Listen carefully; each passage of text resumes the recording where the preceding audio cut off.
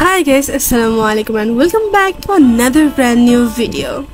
তাহলে চলেন আজকে একদম সুন্দর একটা নৌকা আঁকা যাক।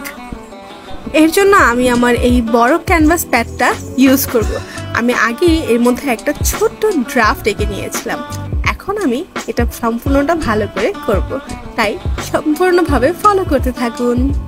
এই পেইন্টিংটার অনেক ইম্পর্ট্যান্ট একটা অংশ হলো এর আকাশ। তাই এটা করার জন্য আমি খুব সাবধানে আগে আউটার কর্নারে খুব সুন্দর করে অ্যাশ কালার, তারপর এর সাথে একটু পেস্টেল অরেঞ্জ কালারের কম্বিনেশন করেছি এবং আমার যেই কর্নারটার মধ্যে সূর্য থাকবে ঠিক সেই কর্নারটাতেই আমি খুব সুন্দর করে একটু লাইটার কালার করেছি।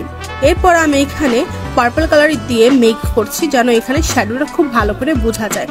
অনেক সময় সূর্যের কিরণের কারণে মেঘগুলোকে ঠিক পরন্ত বিকেলে একদম পার্পল কালার দেখা যায়। এখন আমি সূর্যটা করে নিলাম।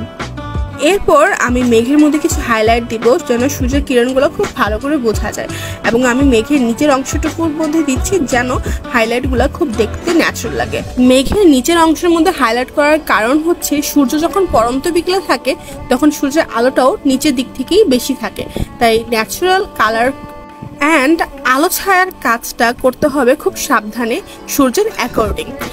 আমাদের ভিডিওগুলো যদি ভালো লেগে থাকে তাহলে অবশ্যই লাইক এবং কমেন্ট করতে কিন্তু ভুলবেন না, আর বেশি শেয়ার করতে কিন্তু একদমই ভুলবেন না। আর তাছাড়া এই পেইন্টিংটা যদি আপনি আপনার ঘরে সাজাতে চান তাহলে অবশ্যই আমাদেরকে ইনবক্স করুন। আমরা এই পেইন্টিংটা আপনাকে কাস্টমাইজ করে যে কোনো সাইজে ক্যানভাসে করে দিতে পারবো, তাই এখনই অর্ডার করে ফেলুন। এই পর্যায়ে আমি সমুদ্রের রংটা করে নিচ্ছি। পানির যেহেতু কোনো ন্যাচারাল পিগমেন্টেশন থাকে না, তাই আকাশের যে কালারটা থাকে ঠিক সেই কালারটাই পানিতে ইউজ করা যায়। এর ক্ষেত্রে প্লাস পয়েন্ট হচ্ছে আমার আকাশটা আজকে একদমই কমলা, তাই আমিও সমুদ্রটা একদমই কমলা করে বেস করে নিয়েছি।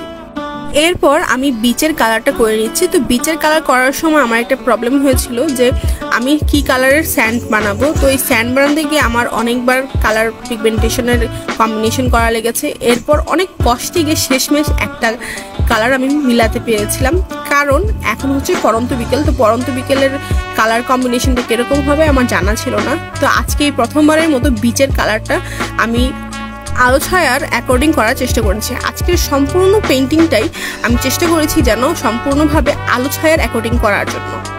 এতে করে পেইন্টিংটা আরও বেশি লাইভলি হয়ে ওঠে, আর চেষ্টা করেছি যেন যতটুকু সম্ভব পার্সপেক্টিভটাকে কাজে লাগানোর জন্য। এরপর ভাবছিলাম নৌকায় কি কালার করা যায়, কারণ এমন একটা কালার দিতে হবে যেটা বাস্তবিকও হবে এবং দেখতে ভাইব্রেন্টও হবে।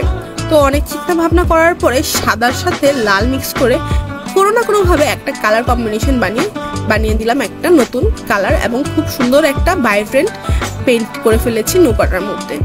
একটু লক্ষ্য করলে দেখতে পারবেন যে আজকের পেইন্টিংটার মধ্যে আমি ছোট থেকে ছোট ডিটেলের কাজটাও খুব সুন্দরভাবে করার চেষ্টা করেছি যেন পেইন্টিংটা আরো বেশি লাইভলি মনে হয়।